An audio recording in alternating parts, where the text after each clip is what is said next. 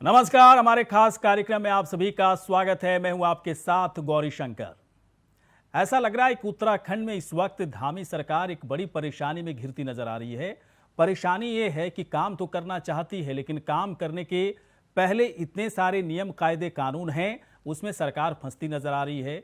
बाकायदा धामी सरकार दून वैली अधिसूचना को लेकर परेशानी में है, क्योंकि सब कुछ तो हो गया। जो मकसद था इस अधिसूचना को जारी करने का, प्राधिकरण को बनाने का, वो सारे मकसद पूरे हो चुके हैं। लेकिन अब इस इलाके में पर्यटन को लेकर के, खनन को लेकर के, उद्योगों के विकास को लेकर के, तमाम तरह की चीज़ों को कैसे विकास का अमली जामा पहनाया जाए, इस बात को लेकर एनओसी नहीं मिल पाता है, क्योंकि बाकायदा अधिसूचना में इस तरह के एनओसी देने की मनाही है। अब सरकार को लगता है कि अगर विकास नहीं होगा तो हम अपने वादे पर कैसे उतर पाएंगे, प्रदेश का विकास सही तरीके से कैसे कर पाएंगे। और इसीलिए उम्मीद जाहिर की जा रही है कि बाकायदा परामर्श करके, सलाह मशविरा करके धामी सरकार ऐसे प्राधिकरणों को लेकर, ऐसे अधिसूचनाओं को लेकर जो विकास में बाधक बनते जा रहे हों, इस पर बड़ा फैसला ले सकती है। इसी पर आज हम बड़ी बहस करेंगे, बातचीत करेंगे, चर्चा करेंगे। लेकिन पहले देखते हैं प्रतिक्रिया। क्योंकि ये नियम करीब 45 वर्ष पूर्व जब मसूरी में भारी खनन हुआ करता था और उससे पर्यावरण पर बहुत नुकसान हो रहा था, उस समय बनाए गए थे। लेकिन अब परिस्थितियाँ बदल गई हैं और समय की मांग के साथ विकास कार्य भी हमको तेज़ी से आगे बढ़ाना है और दूसरी ओर वहाँ पर खनन भी नहीं हो रहा है। तो नई परिस्थितियों में सरकार चाहती है कि वहाँ पर जो नियम कार्य में बाधा डालने वाले हैं उनको समाप्त किया जाए और इसके बारे में जो कार्रवाई है उस दिशा में सरकार प्रगति कर रही है। कंक्रीट के जंगल पूरे देहरादून में बन चुका और एमडीडीए ने क्या किया जरा बताएं। ये मलिन बस्तियां ऐसी बस गई, ये गरीब बस्तियां ऐसी बसी, आपने सुनियोजित क्यों नहीं बसाई? कौन नज़र रखेगा? ये प्राधिकरण इसीलिए थे कि हम सुनियोजित विकास करेंगे। सुनियोजित विकास जब एमडीडीए नहीं कर पाया तो दून घाटी को केवल गांव पर, ज़मीनों पर नज़र है, ज़मीनों को और कमाई पर नज़र है। केवल एक नया हाथी पैदा करना चाहते हैं जो सफ़ेद हाथी हो और इनका आय का स्रोत हो। तो तमाम वैसे प्राधिकरणों को लेकर, अधिसूचनाओं को लेकर सरकार पूरी तरह से संजीदगी दिखा रही है। कैसे इन प्राधिकरणों के तहत जो विकास के कार्य रुके हुए हैं, विकास के कार्यों में जो बाधक बन रहा है, उस पर कैसे एक बड़ा फैसला लिया जाए, किस तरह का रास्ता निकाला जाए, इस पर सरकार विचार कर रही है। कई मेहमान इस वक्त हमारे साथ जुड़ चुके हैं। डॉक्टर देवेंद्र भसीन जी हैं, प्रदेश उपाध्यक्ष बीजेपी के। डॉक्टर देवेंद्र भसीन जी, स्वागत है सर आपका। आम आदमी पार्टी की प्रवक्ता इस वक्त हमारे साथ हैं संगीता शर्मा जी। संगीता जी, आपका स्वागत है। सबसे पहले डॉक्टर देवेंद्र भसीन जी के पास मैं आ रहा हूँ। भसीन साहब, एक बात बताएं, अचानक ऐसा क्यों लगने लगा कि ये जो कुछ खास करके दून वैली अधिसूचना 1989 अब विकास में बाधक बनता जा रहा है? क्या 1989 से लेकर के और 2022 तक जो मकसद था 1989 दून वैली अधिसूचना का, प्राधिकरण का, क्या वो मकसद बहुत पहले पूरा हो चुका है? और क्या इसकी गारंटी आप देते हैं कि अगर विकास की योजनाएं यहाँ पर शुरू हो जाएंगी तो कहीं हाल वही ना हो जाए जिसके लिए 1989 दून अधिसूचना को जारी किया गया था? क्या है आप लोग का उद्देश्य, क्या है, मकसद क्या है, बताइए सर। गौरी शंकर जी, आपने जो सवाल किया बहुत महत्वपूर्ण है जी। एक समय था जिस समय मसूरी घाटी में बहुत तेजी से चूना पत्थर का खनन होता था और चूना पत्थर जो देहरादून का था तो बहुत ही अच्छा माना जाता रहा है। लेकिन उस खनन के साथ कुछ अवैध खनन भी होता था और साथ ही जो मसूरी की प्राकृतिक सौंदर्य था, दून घाटी की जो प्राकृतिक स्थितियां थी, वो बहुत तेजी से खराब हो रही थी। इन सब बातों को देख करके माननीय उच्चतम न्यायालय ने उस समय हस्तक्षेप किया था और यहाँ पर खनन पर पाबंदी लगा दी गई थी और पाबंदी आज भी जारी है और वर्तमान में खनन वहाँ नहीं हो रहा है। और उसी क्रम में आगे बढ़ते हुए जो है 1989 में दून वैली की एक अधिसूचना जारी की गई जिसके बारे में आज हम बातचीत कर रहे हैं। अब ये जो खनन रोकने का प्रश्न था, उसके बाद जो इको टास्क फोर्स थी उसके द्वारा काफी अच्छा काम किया गया और मसूरी के जिन क्षेत्रों में खनन के कारण प्राकृतिक नुकसान हुआ था, मसूरी की पहाड़ियां जब बिल्कुल नंगी हो गई थी खनन की वजह से, वो पहाड़ियों में काफी हरियाली आज हम उसको देख सकते हैं। लेकिन अब दिक्कत कहाँ पर आ रही है? दिक्कत ये आ रही है कि अगर आपको आगे विकास के कुछ कार्य करने हैं तो निश्चित तौर पर आपको अवस्थापना बनानी है, तो इस उसमें जो हम काम करेंगे उसमें इस अधिसूचना से दिक्कत आती है। उदाहरण के लिए मान लीजिए जैसे कि एक बहुत बड़ा एम्बिशियस प्रोजेक्ट है, मैं उसका उदाहरण दे रहा हूँ आपके सामने, वो है आपका देहरादून से मसूरी तक का रोप वे। तो निश्चित रूप से ये रोप वे अपने आप में अगर हम बनाते हैं तो बहुत बड़ा एक काम होगा जो उत्तराखंड के विकास के लिए, पर्यटन के विकास के लिए और आसपास के पूरे क्षेत्रों के विकास के लिए इसकी महत्वपूर्ण भूमिका रहने वाली है।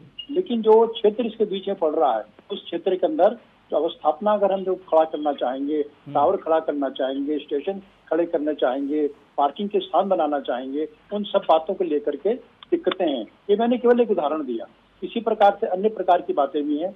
तो उस कारण से हाँ, मैं समझ गया भसीन साहब, लेकिन एक बात बताइए, लेकिन क्या जरूरी है इसकी, कैसे आप गारंटी दे पाएंगे कि जिस मकसद के लिए 1989 दून वैली अधिसूचना को रखा गया है ना, बाकायदा बहुत, जैसा कि आप भी कह रहे हैं, बहुत ही बेहतरीन काम किया और किया गया, नो डाउट, लगभग 25-26 साल में बहुत ही बेहतरीन काम किया गया। तो मुझे इस बात को जानने समझने की ज़रूरत है कि आप लोग किस तरह की गतिविधियां यहाँ पर करना चाहते हैं ताकि फिर से इस इलाके का वही हाल ना हो जाए जो 1989 से पहले हाल बना हुआ था, उसके बाद बाकायदा इसमें हस्तक्षेप किया गया। आप लोग का विकास का योजना किस तरह से रहेगा? देखिए, पहली बात तो यह है कि इसका संबंध खनन से किसी प्रकार का नहीं है। वहाँ पर कोई भी खनन प्रारंभ करने की ना तो योजना है, ना वो कार्य इस प्रकार का करने दिया जाएगा। हाँ, ये क्लियर करना पड़ेगा एक्चुअली। हाँ, क्लियर। जी बिल्कुल, खनन की जो बात है तो साफ मैं कर रहा हूँ, और चूना पत्थर का खनन नहीं होना है। प्रदेश के जो हिमाचल प्रदेश पड़ोस का है वहाँ खनन चल रहा है इस समय, लेकिन अपने इस क्षेत्र के अंदर खनन बिल्कुल भी नहीं है और ना ही खनन की शुरुआत करने की कोई योजना है। मुख्य बिंदु यह है कि जो विकास के लिए, पर्यटन विकास के लिए, मतलब भसीन जी, मतलब इको फ्रेंडली डेवलपमेंट पर आप लोग जोर देंगे। ये तो बहुत ही अच्छी सोच है। अगर इस सोच के साथ सरकार चलना चाहती है और अधिसूचना ये बाधक बनता दिख रहा है, प्राधिकरण बाधक बन रहा है, तो मुझे तो लगता है कि इस चीज़ को थोड़ा सा इस चीज़ में ढिलाई किया जाना चाहिए। मुझे लग रहा है सभी सरकारी इस चीज़ को लेकर संजीदा रही होगी। दीप बोहरा जी भी हमारे साथ जुड़ चुके हैं, प्रदेश प्रवक्ता कांग्रेस पार्टी की। दीप बोहरा जी, सरकार के लिए देखिए ये तो बहुत ही परेशानी की बात है, आप लोग की सरकार भी रही होगी। क्या दून वैली प्राधिकरण, दून वैली अधिसूचना के आप लोगों के लिए भी एक बड़ी परेशानी का सबब था? इसमें संशोधन की आवश्यकता आप लोग को महसूस होती है क्या? दीप बोहरा जी, सरकार जो सोच रही है ठीक सोच रही है धामी सरकार? देखिए, अब सरकार कैबिनेट में क्या फैसला लेके आती है वो तो जब आएगा तभी पता लगेगा। ठीक है। और अभी भसीन साहब ने खनन की बात की, मैं अपने आप को उसमें संबद्ध करता हूँ, लेकिन मैं एक बात से सहमत नहीं हूँ कि खनन अब रुक गया है। आप जोड़ी गांव की तरफ चले जाइए, आप इधर कोलागढ़ की तरफ चले जाइए, खनन अभी रुका नहीं है। चूना भट्टा का जो बात है, जिस निश्चित तौर पे चूने भट्टे देहरादून से भी हटे हैं, वहां से भी हटे हैं, लेकिन अगर हम कहें कि खनन बंद हो गया है तो ये बिल्कुल गलत है। खनन आज भी चोरी से करा जा रहा है, काले बाजारी से करा जा रहा है, जिसपे सरकार का अंकुश बिल्कुल नहीं है। और जब नारायण दत्त तिवारी जी की सरकार बनी 89 से पहले उत्तर प्रदेश में, वो भी मुख्यमंत्री थे, हमारे ही कुछ सीनियर लोगों ने तिवारी जी से मिलके हमने धरना प्रदर्शन भी किया। नहीं तो कहाँ हर लोग मान रहे हैं बोरा जी, तो देखिए भसीन साहब भी कह रहे हैं कि बहुत ही बेहतरीन काम हुआ है अधिसूचना के जरिए। सुन लीजिए ना, काम तो बेहतरीन किया गया, अब किसी की सरकार में हो इससे कोई फर्क नहीं पड़ता है। नहीं, आप सुन लीजिए ना। मैं तो कह रहा हूँ एमडीडीए और ये दून घाटी दोनों को हटा देना चाहिए। जो दिल्ली चंडीगढ़ की व्यवस्थाएं हैं नगर निगम एक्ट में वहाँ पे है, अगर कोई जनप्रतिनिधि हो, पार्षद हो, अगर वो गलत काम, अवैध काम करेगा तो वो भी नपेगा, इंस्पेक्टर भी नपेगा, अभियंता भी नपेगा, कमिश्नर भी नपेगा। लेकिन ये तो पूरी चोर मंडली यहाँ पे बिठाई हुई है, जिसका हम भी पुरजोर तरीके से विरोध करते हैं। ये हटने चाहिए दोनों। मसूरी विकास प्राधिकरण, अभी जिक्र किया कि रोपवे का, मैं जब त्रिवेंद्र सरकार थी, हम एक कार्यक्रम में मसूरी में थे, मैं माननीय प्रीतम सिंह जी के साथ था, तब त्रिवेंद्र जी ने कहा मैं 1 साल में यहाँ रोपवे तैयार कर दूंगा। आज 5 साल हो गए, वहाँ रोपवे तैयार नहीं हुआ। उन्होंने तालियां भी वहाँ लोगों ने बजाई कि 1 साल में काम पूरा हो जाएगा, लेकिन आज 4-5 साल हो गए, वो रोपवे का काम भी वहाँ पूरा नहीं हुआ है। दूसरी बात, हमने पार्किंग की व्यवस्था दी थी हरीश रावत सरकार ने, और उससे पहले जो मुख्यमंत्री थे, लेकिन जो दूसरी सरकार आई वो उस चीज को व्यवस्थित नहीं कर पाई। आज जाम की स्थिति उसी तरह वहाँ पे लगी हुई है, जिससे सैलानियों को दिक्कत आ रही है। हमें एक वैकल्पिक वहाँ पे जगह देखनी पड़ेगी। जो ये दून घाटी और एमडीडीए काम नहीं कर पाए, इन पे करोड़ों अरबों का बजट आके कहाँ चला गया आज तक पता नहीं लगा। ये पार्कों में खपा दिया या कौन सी सड़क पे खपा दिया, ये आज तक पता नहीं चला। अगर एमडीडीए ठीक होता, दून घाटी ठीक होता, तो वो रोप पे तैयार करके अभी तक दे देते। ये हमारा कहना है। मतलब वोरा साहब, आप ये कहना चाह रहे हैं कि सरकार की मंशा ठीक नहीं है? निश्चित तौर पे इसका तो पूरा और क्या डीपीआर आप लोगों ने तभी आप कह रहे हैं कि एक वैकल्पिक व्यवस्था होनी चाहिए। तो वैकल्पिक व्यवस्था में क्या होनी चाहिए, आप बताइए, सरकार को सलाह दीजिए। देखिए, मसूरी की जो नगर पालिका है, हाँ, वो बहुत अच्छी नगर पालिका है। वहाँ बहुत अच्छे तरीके से स्ट्रक्चर है, वहाँ पे राजस्व भी आता है। हाँ। अगर नगर पालिका को अधीन कर दिया जाए ये सारे काम, मुझे लगता है कि मसूरी नगर पालिका इसको बनाने में अच्छा काम कर सकती है। सरकार, देखिए, सरकार इसी पर तो बात विचार कर रही है ना। लेकिन मैं भी एक आशंका व्यक्त कर रहा हूँ। जो आशंका आपको है, वही आशंका मेरे अंदर भी है कि इसकी गारंटी कौन देगा। ये बहुत बड़ी गारंटी चाहिए सरकार की तरफ से कि कहीं इको फ्रेंडली वाली अगर मंशा नहीं है आपकी, किस इलाके को इको फ्रेंडली डेवलपमेंट करेंगे, तो इस इलाके की हालत तो फिर वैसे ही हो जाएगी। 1989 से पहले वाली हालत हो जाएगी। ज़्यादा 5 साल या 6 साल या 10 साल में पूरे इलाके की व्यवस्था खराब हो जाएगी। तो ये पूरी गारंटी चाहिए सरकार की तरफ से, जनता को भी चाहिए, और जो डेवलपमेंट करने वाले लोग हैं, जो सोच रहे हैं, उनको भी चाहिए कि गारंटी दो भाई कि आप लोग इको फ्रेंडली विकास करोगे। तब तमाम तरह की हटा दीजिए, क्या दिक्कत है इसमें। लेकिन देखिए, इसकी गारंटी चाहिए। मैं आता हूँ वोरा साहब, मैं आता हूँ संगीता शर्मा जी के पास में आता हूँ। संगीता शर्मा जी, पार्टी आपकी नई है, बहुत कुछ सीखना और बहुत कुछ समझने की ज़रूरत है उत्तराखंड में। मैं समझता हूँ इस बात को कि उत्तराखंड में आम आदमी पार्टी अपने संगठन को बहुत मजबूत करने में लगी है। वहाँ की स्थानीय लोगों की बदौलत आम आदमी पार्टी को मजबूत किया जा रहा है। आप लोग स्थानीय हैं तो समझते भी होंगे चीज़ों को कि उत्तराखंड का कैसे विकास किया जाए। क्या कभी दून वैली को लेकर या मसूरी विकास प्राधिकरण को लेकर आम आदमी पार्टी के पास कोई रोड मैप है कि इन सब चीज़ों को कैसे डेवलप करे, इन चीज़ों को कैसे हटा करके इलाके का डेवलप करे? सरकार के लिए क्या कुछ कहने के लिए आप लोगों के पास है, बताइए शर्मा जी।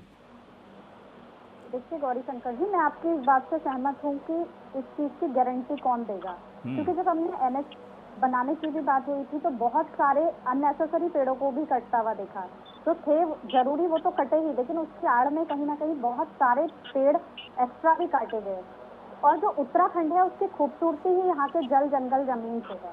तो यदि दून वैली में फिर से हम कोई नया ऐसा नियम ले आते हैं जिसका गलत प्रभाव पड़ता है और 89 से पहले की जो हालत है वो हो जाती है, तो फिर उत्तराखंड में जो पर्यटन है उस पर भी उसका प्रभाव पड़ेगा। क्योंकि लोग मसूरी घूमने के लिए इसीलिए आते हैं क्योंकि वहाँ हमारा एनवायरनमेंट बहुत अच्छा है और लोगों को वो बहुत प्रभावित करता है, इसीलिए लोग वहाँ आते हैं। तो अगर इसमें सरकार चाहती है कि विकास की गति अवरोध हो रही है और विकास रुक रहा है, तो ऐसा भी ना हो कि कहीं विकास को करते करते जो वहाँ की खूबसूरती है और सुंदरता है हम उसको ही नष्ट कर दें। और जिस चीज के लिए हम विकास करना चाहते हैं कि विकास हो और पर्यटन और ज्यादा बढ़े और वो खत्म हो जाए जो आज है, तो उन सारी चीजों को ध्यान में रखते हुए ही सरकार को कदम उठाना पड़ेगा। और देखिए, विकास प्राधिकरण जो है उसने पहले भी बहुत सी कृषि भूमि को जो है वो आवंटित कर दिया और उसे 143 करके वहाँ पे बहुत सी बहुमंजिला इमारतें खड़ी हुई हैं। और आने वाले समय में कहीं ऐसा नहीं होना चाहिए कि फिर से वही हो और बहुत सारी बहुमंजिला इमारतें बनती जाएं और जो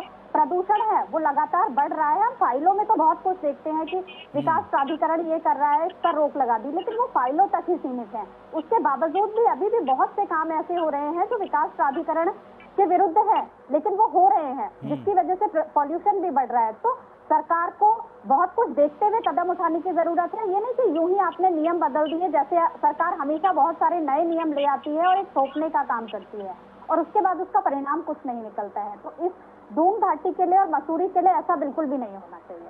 बहुत बहुत बहुत बहुत सही बात कही आपने संगीता जी, और मैं आपकी बात से बहुत ही एग्री भी करता हूँ। वोरा साहब जी भी जो कह रहे हैं मैं उससे भी एग्री कर रहा हूँ, भसीन साहब भी कह रहे हैं उससे भी मैं एग्री कर रहा हूँ। लेकिन मुझे भी कई सवालों का जवाब चाहिए भसीन जी। मैं भी चाहता हूं कि दून वैली को लेकर, मसूरी को लेकर कुछ ऐसे डेवलपमेंट के काम पर आप लोग फोकस ना करने लगे कि आम जनता परेशानी में पड़ जाए। थोड़ा सा आप लोग को बताना होगा, जो भी फैसला करें आप लोग, प्राधिकरण को हटा दें, भंग कर दें, है ना, कुछ नई वैकल्पिक व्यवस्था जैसा वोरा जी कह रहे हैं वैसा कुछ ले आएँ। लेकिन बताइए कि करेंगे क्या इस इलाके में, किस तरह का डेवलपमेंट के काम को करने की आवश्यकता पड़ रही है और आप लोगों को लगता है किया जाना चाहिए इस क्षेत्र की विकास के लिए, बताइए सर। देखिए, मैं भी आपका ध्यान केदारनाथ जी और हेमकुंड साहब जी के लिए हाँ। तो प्रधानमंत्री जी ने घोषणा करी थी रोप वे की ओर ध्यान आकर्षित करना चाहूंगा। माननीय प्रधानमंत्री जी ने कहा था कि इन स्थानों पर रोप वे बनेंगे और उसके लिए जो राज्य सरकार की एजेंसी है उसके द्वारा क्लियरेंस दे दिया गया है और आप मीडिया में आया है कि इतना बड़ा प्रोजेक्ट जो है उसको अंतिम रूप दिया जा रहा है। तो निश्चित तौर पर केदारनाथ जी रोप वे बनेगा, हेमकुंड साहब जी का रोप वे बनेगा तो पर्यटन का विकास होगा। लेकिन बनाते समय निश्चित तौर पर पर्यावरण की जो रक्षा का प्रश्न है उसको बिल्कुल ध्यान में रखा जाएगा, क्योंकि जो हमारा ग्रीन ट्राइब्यूनल है नेशनल जो है वो इन चीजों पर ध्यान भी रखता है। अभी आपने देखा होगा कि 4 धाम की जो ऑल वेदर रोड है वो बन रही है, उसमें पेड़ भी कट रहे हैं, लेकिन जैसा कि माननीय गडकरी जी के द्वारा बार बार कहा जा रहा है कि उसकी क्षतिपूर्ति भी की जा रही है। और अभी जो दिल्ली के लिए जो इकोनॉमिक कॉरिडोर बन रहा है उसमें वो क्षेत्र पकड़ा गया है जिस क्षेत्र में न्यूनतम जो है वो पेड़ कटे। और अगर आप देहरादून से बाहर जाते हुए मोहन के पास में जो काम हो रहे हैं टनल के पास उसको देखेंगे तो निश्चित तौर पर वो जो एरिया है वहाँ पर पेड़ कम है, लेकिन जो कटेंगे उसके बारे में भी सरकार के सामने पूरी योजना है जो केंद्र सरकार राज्य सरकार मिलकर के करने वाली है। तो विषय बिल्कुल सही है कि हमें विकास करना है लेकिन हमें पर्यावरण की रक्षा भी करनी है। तो वही स्थिति ये भी है। अगर मैंने एक उदाहरण जैसे रोप वे का आपको दिया था, रोप वे में अगर हम पुरुकुल के अंदर एक बड़ा पार्किंग प्लेस बनाते हैं। वोरा साहब का नहीं, एक मिनट, वोरा साहब की शिकायत ये है कि आप कह तो रहे हैं लेकिन अभी भी कई ऐसी गतिविधियां वहां पर जारी हैं जो अधिसूचना के खिलाफ है, जो प्राधिकरण के नियमों के खिलाफ है और ऐसी गतिविधियों पर रोक नहीं लगाई जा रही है। खनन हो रहे हैं वहां पर, उस इलाके में अभी भी खनन होते हैं। अब वोरा जी जिन क्षेत्रों के बारे में कह रहे हैं अगर वो वहाँ पर वास्तव में है तो गलत है अपने आप में। क्या वोरा साहब बताइए इनको किस इलाके की बात कर रहे हैं? मैं बात पूरी कर लूं फिर वोरा जी अपनी जानकारी दें, कोई दिक्कत नहीं है। हाँ। अगर स्पेसिफिक उसी क्षेत्र में हाँ। उस क्षेत्र के बाहर कहीं खनन हो रहा है और अनुमति से हो रहा है तो अलग विषय है, लेकिन जिस क्षेत्र में प्रतिबंधित है अगर वहाँ हो रहा है तो अपने आप में एक बहुत गंभीर बात है और निश्चित तौर पर मैं भी इस गंभीरता से अपने आप को जोड़ता हूँ। अब मैं ये कहना चाह रहा हूँ कि जो ये रोपवे, मान लीजिए रोपवे की हम बात करते हैं, रोपवे बनेगा तो इसमें जो है निश्चित तौर पर हमको केंद्र सरकार की सहायता भी लेनी पड़ेगी। इतना बड़ा प्रोजेक्ट है, निश्चित तौर पर राज्य सरकार केंद्र के सहयोग से इस काम को करेगी। हाँ। और जो हालात मसूरी के हो गए हैं, हालात जो मसूरी के हैं पार्किंग की जगह नहीं है। केंद्र के हमारे मंत्री आए थे, उन्होंने कहा था कि यहाँ पर पार्किंग की आप व्यवस्था कीजिए क्योंकि कई हमारे पर्यटक हैं इस कारण से मसूरी नहीं आते क्योंकि दिक्कत होती है। और इस बार हमने ये भी देखा कि मसूरी जो लोग पहुंचे वो रात को लौट आए क्योंकि यहाँ पर स्थान नहीं है, उनको देहरादून में या बीच में कहीं और अपने लिए जगह ढूंढनी पड़ती है। तो अगर हम ये व्यवस्थाएं करेंगे तो पर्यटन का विकास भी होगा। मतलब मास्टर प्लान आप लोग का तैयार है या करेंगे अभी बसिन जी? देखिए ऐसा है, नहीं मैं एक लाइन में यस नो में आंसर दीजिए क्योंकि और मैं वोरा जी सवाल पूछूंगा। बिल्कुल इसके बारे में मास्टर प्लान पूरा तैयार है और उसको हमको कार्यान्वित करना है हमको। हाँ ठीक है। लेकिन उसमें जो इको फ्रेंडली बात जो आपने कही थी उसको ध्यान में नहीं, वो ध्यान नहीं सर, वो करना ही पड़ेगा सर, वो ध्यान नहीं, वो तो कर रहे हो। इको फ्रेंडली तो प्राथमिकता होनी चाहिए, सबसे पहली प्राथमिकता की जो भी हम विकास करेंगे इको फ्रेंडली करेंगे। खनन वाली बात आपने बहुत अच्छे तरीके से कही कि खनन का काम नहीं होना है बल्कि हम लोग ऐसे काम को करेंगे। बाकायदा आपने उदाहरण भी दिया जिस तरीके से अलग अलग इलाकों में जो डेवलपमेंट हुआ है। अगर ये मकसद है, ये मंशा है तो वाकई में सरकार को आगे बढ़कर के इस काम को जल्दी अमली जामा पहनाना चाहिए। लेकिन वोरा साहब की कुछ दिक्कतें होंगी। वोरा साहब बताइए। गौरीशंकर जी एक बात कहना चाहता हूँ, वोरा जी अपनी बात कहेंगे, मैं ये भी कहना चाहता हूँ कि जो ये पूरा क्षेत्र है इस क्षेत्र के ऊपर माननीय उच्चतम न्यायालय की नजर भी रहती है, उनकी कमेटी भी रहती है और इसी प्रकार से जो हमारा ग्रीन नजर रहती है। लेकिन वोरा साहब तो कह रहे हैं कि तमाम नियम कानून बनने के बाद भी इस इलाके में गैर कानूनी काम हो रहा है। वोरा साहब आपने आरोप लगाया, बताइए सर, पूरी कीजिए, पूरी अपनी बात कीजिए, किस इलाके में सब चीजें हो रही है। मैं ये सारी बातों का जवाब दूंगा वसीम साहब की। हाँ देखिए, मसूरी में धनोल्टी में वर्षा और बरस की वहाँ छोटी छोटी नदियां बन के सीधा जोड़ी गांव की तरफ आती है जहाँ से डाइवर्जन मसूरी का शुरू होता है। ठीक है। जोड़ी गांव से कहा जाता है। वहाँ पे रॉबर्ट्स केव करके नदी है जहाँ आज पर्यटक बहुत अच्छा पर्यटक स्थल है। वहां से नदी जाती है, आप आगे जाएंगे तो प्रेम नगर नंदा की चौकी पे मिलती है। हाँ मैं गया हूँ सर, मुझे याद है, अब मैं गया हूँ उधर, वाकई में अच्छा है। खनन होता है जब बरसात आती है, और रॉबर्ट्स केव के आगे खनन होता है, वहाँ पे ये सब अवैध खनन है।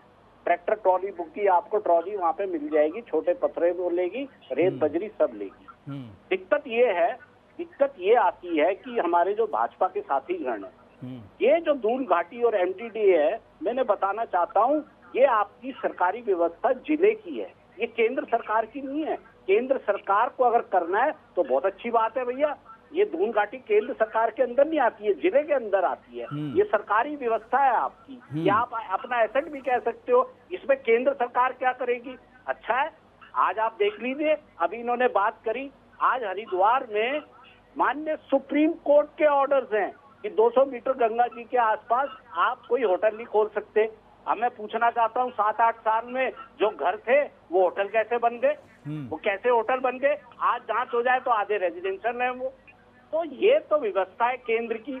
अरे केंद्र ने नहीं करना, ये राज्य सरकार के एसेट है जो आपने बनाए हैं, दून घाटी और एमडीडीए, ये इनकी व्यवस्था करनी है। आप एनएच पे आ गए, आप उधर आ गए, तो अगर सड़क एनएच में बननी है तो भैया एनएच में बना दो, लेकिन ये तो डीएम भसीन साहब देखिए, मैं वोरा जी की बात से बड़ा सहमत हूँ। मुझे लग रहा है कि जब आप लोग मास्टर प्लान बना चुके हैं, इन सब चीजों का ध्यान रखे होंगे ना सर आप लोग? देखिए, पहली बात मैं कहूँ कि जो वोरा जी कह रहे हैं, उसको एमडीडीए की देन तो कांग्रेस की देनी है। और वोरा जी को याद होगा कि नरेंद्र तिवारी जी मुख्यमंत्री थे तो उन्होंने ही एमडीडीए का गठन किया था। वो तो हटा भी रहे थे, किशन जी ने नहीं हटाई। एक मिनट, मैं पूरी बात कर लूंगा वोरा जी। ये ठीक है कि एमडीडीए की जो बाद में गतिविधियां रही, हर सरकार रही हो, कहीं ना कहीं कुछ शिकायतें आई, और लेकिन अभी किसी ने उसको हटाया भी नहीं, कांग्रेस सरकार भी उसमें शामिल है। एक बात कहना चाहता हूँ। दूसरी बात मैं ये कहना चाहता हूँ कि ये जो बड़ा प्रोजेक्ट है, केंद्र सरकार के बहुत बड़े बड़े प्रोजेक्ट उत्तराखंड के अंदर चल रहे हैं, जिसमें सीधा केंद्र सरकार की मॉनिटरिंग रहती है, पैसा रहता है, उनके अधिकारी देखते हैं। बहुत दूर मत जाइए तो जो नेशनल हाईवे के प्रोजेक्ट हैं वो वैसे ही प्रोजेक्ट हुआ करते हैं। इसी प्रकार से अन्य 1 लाख करोड़ से अधिक के प्रोजेक्ट जो है केंद्र सरकार के उत्तराखंड के विकास के लिए चल रहे हैं, जिसकी मॉनिटरिंग सीधे तौर पर केंद्र करता है। केदारनाथ जी की जो नई जो अब स्वरूप सामने आया है, वो किसकी मॉनिटरिंग में हुआ? तो सीधा प्रधानमंत्री जी देख रहे हैं उसको। तो कहने में मैं कहना चाहता हूँ कि ये मामला केवल एक छोटे विभाग वोरा साहब, जवाब मिल गया ना सर आपको? पूरे बड़े स्तर पर इस काम को किया जाएगा। केंद्र सरकार को लेके जो परेशान थे, तो भसीन साहब ने क्लियर कर दिया आपको। अच्छा, समय कम है सर, मैं वोरा जी आपके पास अब नहीं आता हूँ, मैं संगीता जी के पास आ रहा हूँ। संगीता जी, एक बात बताएं, आप एक बात कह रही थी कि मसूरी और आसपास की इलाके की जनता ये होने नहीं देगी, तो आप लोग क्या चाहते हैं कि क्या अधिसूचना इसी तरह से बनी रहे, प्राधिकरण इसी तरह से काम करती रहे, विकास के काम ठप पड़े रहें, जो इको फ्रेंडली विकास को लेकर के सरकार फोकस हो रही है, या फिर बड़ा रोड मैप है, बाकायदा केंद्र सरकार से मदद मिलेगी, है ना, सुप्रीम कोर्ट की नज़र रहेगी, तो चीज़ें तो बेहतर होने की यहाँ पर पूरी तरह से चीज़ें दिख रही है, तो फिर आप लोग किस चीज़ का विरोध करेंगे? इस इलाके की जनता किस बात का विरोध करेगी? देखिए गौरी शंकर जी, हम सब चाहते हैं कि उत्तराखंड का विकास हो, वो कोई भी राजनीतिक पार्टी हो, यहाँ की जनता हो, सब विकास को ही चाहते हैं कि उत्तराखंड आगे की ओर बढ़े। लेकिन देखिए, अगर जनता को विश्वास में नहीं लिया जाएगा वहाँ की, और चीजें थोप दी जाएंगी, जैसे हमने अभी बहुत से प्रोजेक्ट देखे केंद्र सरकार के, और बहुत सी योजनाएं ऐसी आई हैं, चाहे वो अग्निवीर आई हो, अग्निपथ आई हो, हमने बहुत कुछ बर्बाद होते हुए योजनाओं को देखा, चाहे वो जीएसटी आई हो या अभी अग्निपथ बर्बाद नहीं हुआ है संगीता जी, पहले से क्यों बर्बाद कह रही है? अभी तो अधिसूचना है ना, अभी तो देखिए तो क्या उसका फायदा होता है, अभी कहाँ बर्बादी हुआ है? जो सरकारी संपत्ति का बहुत नुकसान हुआ है गौरी शंकर जी, कितनी ट्रेनें जला दी गई, लोग सड़कों पर आंदोलन, गलत किया लोगों ने, अब गलत किया, बिना समझे इस तरह कदम नहीं उठाना चाहिए। नहीं, तो वही सरकार की जिम्मेदारी है कि अगर आप कुछ लेकर के आते हैं और किसी व्यक्ति के लिए वो ला रहे हैं, तो उसको भी तो समझ में आना चाहिए। हाँ, ये बात अगर वो उसको समझ में नहीं आ रहा है और आप उसे जबरदस्ती थोपने की कोशिश कर रहे हैं, तो वो हर तरह से नुकसानदेह साबित होता है। तो सरकार की ये भी जिम्मेदारी है। तो आप ये कह रही हैं संगीता जी, आप ये कह रही हैं कि ये सब हटा दो, जो करना है कर लो, जनता से भी थोड़ा पूछ लो, ये कहना चाह रही हैं आप? बिल्कुल, जनता को भी समझ में आना चाहिए। जनता में मतलब एक एक आदमी से पूछ, है ना, एक आदमी से नहीं पूछा जाएगा ना, प्रधान से पूछ लें, पार्षद से पूछ लें, ये तरीका अच्छा है भसीन जी। थोड़ा सा मास्टर प्लान आप लोग बना लिए, ठीक है, एक बार लग रहा है लेकिन लोगों जो से वहाँ के पूछिए, मुझे लग रहा है आप लोगों ने जनप्रतिनिधि कर लिया होगा ये काम। सरकार है ना, सरकार इस तरह के काम जल्दी कर लेती है, किया या अभी करने की सोच रहे हैं आप लोग? नहीं देखिए, वो तो जो जब गौरीशंकर जी पूरी आएगा तो clarity पता नहीं चल जाएगा सामने कि उसके आएगी। क्या परिणाम होंगे। तो पूरी क्लैरिटी आने के बाद निश्चित तौर पर इसका पूरा प्लान जो है वो जी। पब्लिक तो लाया जाए। चलिए सर, उम्मीद करते हैं। लाया जाए। देखिए आप देवेंद्र भसीन जी जो कह रहे हैं, या फिर बाकायदा प्रदेश प्रवक्ता कांग्रेस पार्टी के दीप वोहरा जी कह रहे हैं, या फिर संगीता शर्मा जी, मकसद एक ही है कि जनता का नुकसान न हो, पर्यावरण का नुकसान न हो, ज़मीन का नुकसान न हो, खनन की जो अवैध गतिविधियां उस पर रोक लगे, इको फ्रेंडली विकास कीजिए। और मुझे लग रहा है अगर इस तरह की बाधक बन भी रही है अधिसूचना प्राधिकरण, क्या मतलब है, हटाइए इसको, है ना, आगे बढ़िए। जब विकास की बातों में ये सब पुरानी चीज़ों को हटा ही देना चाहिए, बेहतर है। बाकी कांग्रेस और आम आदमी पार्टी सहयोग करने के लिए तैयार ही है चीज़ों को लेकर के। जो उनकी प्रॉब्लम्स हैं उस पर भी आप लोग को लेकिन गौर करना पड़ेगा। तीनों आप यहाँ पर आए, शुक्रिया, धन्यवाद। इसी के साथ हमारे इस खास कार्यक्रम में इतना ही। नमस्कार।